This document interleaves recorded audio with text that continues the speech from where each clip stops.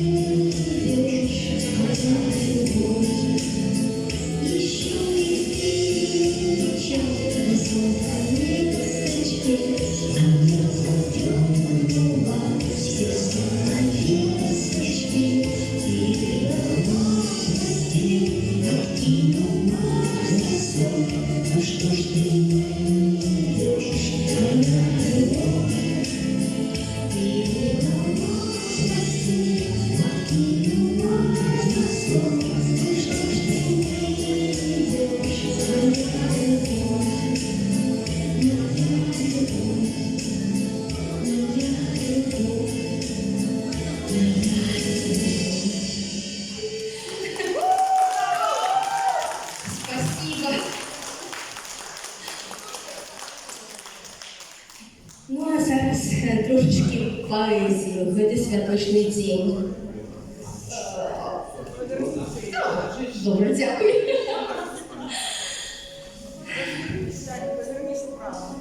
Право. Віршик називається «Міжвольне чародійство».